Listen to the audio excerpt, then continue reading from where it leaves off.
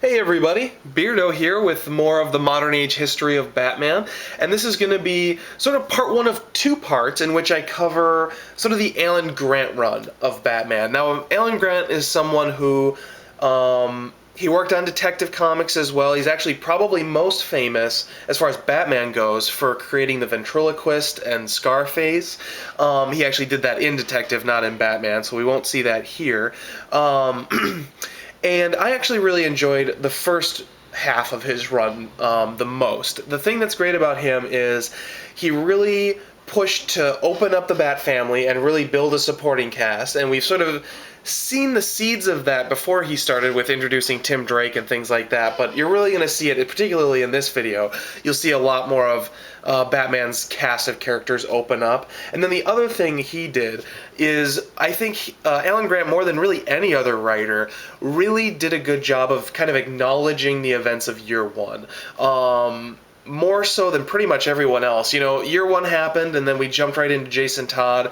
Year one really is never referenced or mentioned at all, and while, you know, Alan Grant doesn't dwell on year one necessarily, there are definitely plot elements that are laid down by Frank Miller that Alan Grant really picks up and runs with. So, we're going to kick it off here with issue 455, and this is part one of a storyline where basically ordinary citizens are going crazy and killing people.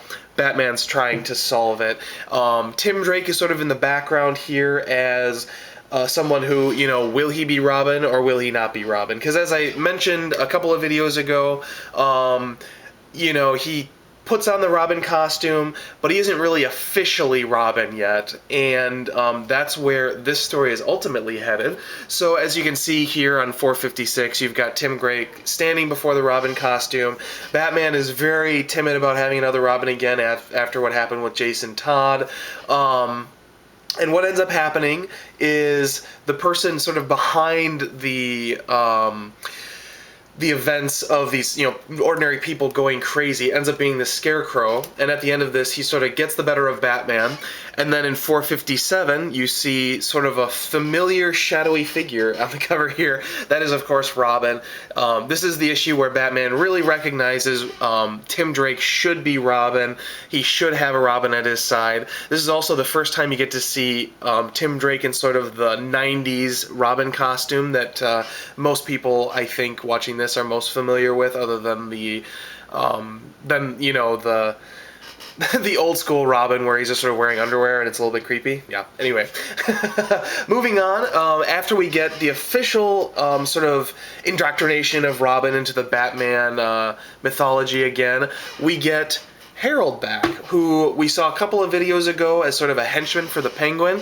He comes back up here, and Batman decides to take him in. You can see this sort of Quasimodo-like cover here, and basically Harold goes into the Batcave, and we'll see him on and off throughout the 90s, basically, and he's sort of Batman's tech guru, he's his mechanics helper, and he's done all kinds of fun things for Batman. So, I look forward to coming back to him again. He's sort of always a favorite of mine, even though he was never really a main character. He's very much in the background. I just kind of like that Batman had this random, it's like Scruffy the janitor in Futurama, just this random guy in the Batcave that just sort of is always there.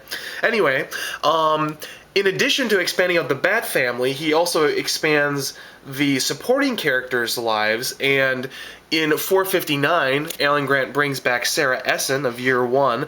Believe it or not, this sort of fat guy in the movie theater is supposed to be Jim Gordon, which is kind of a strange image of him, and he's never really drawn like that anywhere except on this cover. But basically, there's sort of a rekindling of their romance. Obviously, his wife has left him, and he basically ends up running back into Sarah Essen, and they sort of hit it off, and they kind of want to make a go of it again. Now, of course, there's a little bit of a tension here because Sarah Essen doesn't necessarily have the same opinions as Jim Gordon does about Batman. So there are some, you know, questions as to where that's going to go in the future. But that's a storyline that'll certainly play out much, much later. All right, next up, we have, I think, the first appearance of Catwoman, other than year one in Batman. I can't think of another place where she showed up.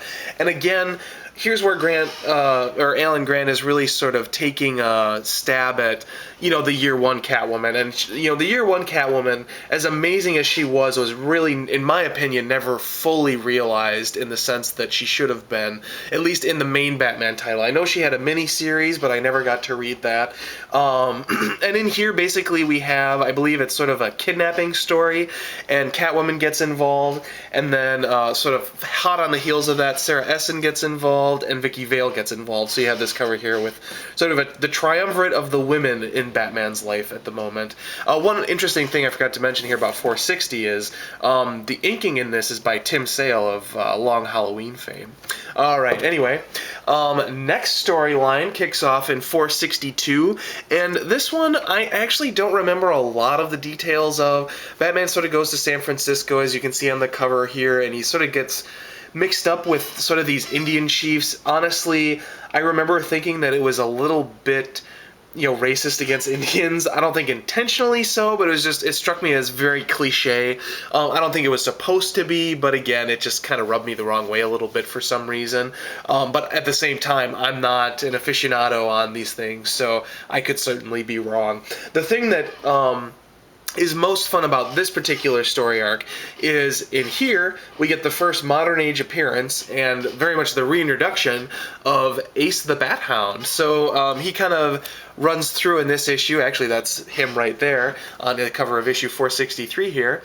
And then in 464, Batman ends up taking Ace back home with him to Gotham City. So that's kind of fun. One nice thing about this is, again, it is one of those stories, at least, where Batman is outside of Gotham City, and those are, I know Agent 42Q has problems with comic books that are set in New York, because every comic book is set in New York, and for me, having read so many Batman comics, it's nice to see him get outside of Gotham City for kind of the same reasons. Anyway, last issue we're going to look at today is issue 465, and this is the first real Batman and Robin team-up since A Lonely Place of Dying, and the big event that happens in this book is Commissioner Gordon proposes to Sarah Essen. So there will be repercussions of that moment in books to come, but of course that's for another video. So thank you for watching, everybody. Hope you enjoyed. Thumbs up. Continue watching. I love having you guys comment. You know the drill. Talk to you soon. Bye-bye.